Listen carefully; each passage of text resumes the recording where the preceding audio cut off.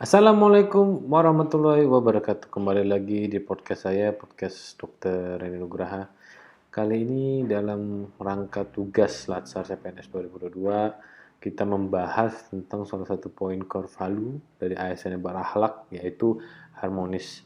Jadi, harmonis itu adalah intinya kami harus saling peduli dan menghargai perbedaan. Nah, apa sih standar perilaku kita sebagai pegawai ASN yang harmonis? Yang pertama, satu, menghargai setiap orang apapun latar belakangnya. Dua, suka menolong orang lain. Tiga, membangun lingkungan kerja yang kondusif. Nah, hal ini perlu kenapa? Karena ya sebagai bangsa Indonesia kita harus mengakui lah bahwa memang Indonesia ini terdiri dari beberapa suku dan budaya. Potensi dan tantangan dan keanekaragaman itu juga di lingkungan ASN juga beragam. Baru juga sikap ASN juga yang dalam keanekaragaman itu seperti apa. Nah, ya kita tahu ya, dengan Indonesia terdiri dari 17.000 pulau, penduduknya yang 270 juta jiwa, ditambah lagi dengan kekayaan sumber daya alam yang banyak, hayatinya juga banyak, suku bangsa juga banyak, budaya dan kekayaan lautan yang juga banyak. Ini ya menyebabkan suatu potensi dan tantangan dalam keanekaragaman. Apa aja itu? Misalkan tadi bisa terjadi konflik suku, ya, konflik antar agama, konflik ras, dan konflik antar golongan.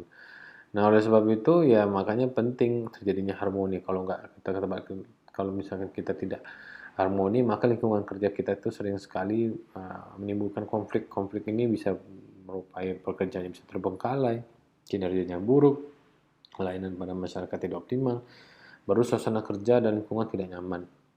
Oleh sebab itu harmoni adalah kerjasama antara berbagai faktor hingga faktor-faktor tersebut menghasilkan satu kesatuan yang luhur. Nah, suasana harmoni dalam lingkungan bekerja akan membuat kita secara individu tenang, sehingga menciptakan kondisi yang memungkinkan untuk berkolaborasi dan bekerja sama, meningkatkan produktivitas bekerja dan kualitas layanan kepada masyarakat.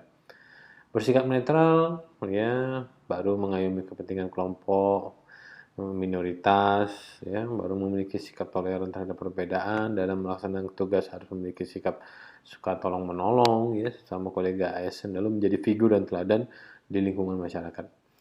Lalu apa sih yang diharapkan dari perilaku seorang ASN? ASN tidak sesuai dengan kode etik. ASN tidak mengganggu, menindas, dan mendiskriminasi sama masyarakat.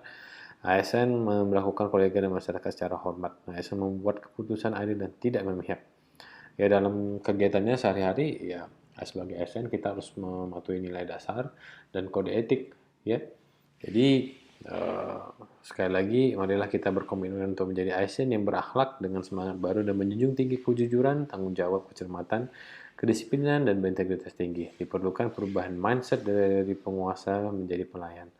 Merubah wewenang menjadi peranan dan menyadari bahwa jabatan publik adalah yang amanah yang harus dipertanggungjawabkan dunia dan akhirat. Dan sekali lagi kita ucapkan terima kasih.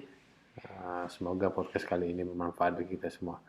Salam semangat, bangga melayani bangsa.